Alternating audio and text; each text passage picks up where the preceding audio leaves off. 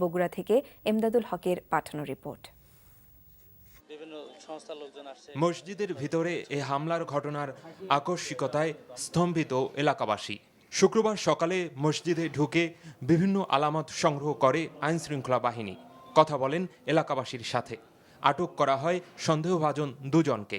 শিয়া সুন্নি কেউ হাত ছেড়ে দিয়ে নামাজ পড়ে, কেউ হাত বেঁধে নামাজ পড়ে। ওরা কোনোদিন বলেনি যে তোমরা এরকম নামাজ পড়ো কেন, আমাদের সাথে এরকম নামাজ পড়া হবে না।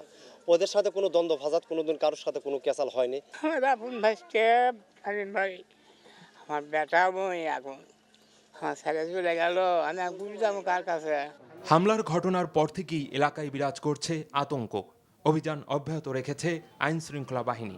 সন্দেহ করা হচ্ছে তিনজন ব্যক্তি, তারা এই দিক থেকে এসে এই গলি দিয়ে ভিতরে ঢুকে প্রথমে তারা ওই দরজা একটা তালা দেয়, একটা লক আপ দেয়, তালা দিয়ে তারা ঢুকে পড়ে তারা গুলি করে। শিয়া বিদ্বেষী এমন কেউ যদি আমাদের দেশে বা অঞ্চলে বা তেমন কোনো লোকজন থাকে, তারা ছাড়া এটা আমার এলাকার মধ্যে আমি যাদের সাথে ওঠা বসা করি সবাইকে আমি নিজের আপনজন মনে করি। বৃহস্পতিবার শিবগঞ্জ উপজেলার কিচক ইউনিয়নের হরিপুর বাস স্ট্যান্ড সংলগ্ন শিয়া মসজিদে মাগরিবের নামাজ পড়ে এশার নামাজের জন্য প্রস্তুতি নিচ্ছিলেন মুসল্লিরা। এ সময় কতিপয় দুর্বৃত্ত মুসল্লিদের লক্ষ্য করে এলোপাতাড়ি গুলি ছুড়ে পালিয়ে যায়।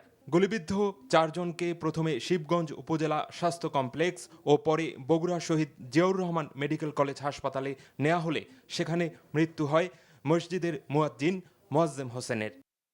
NTV news desk.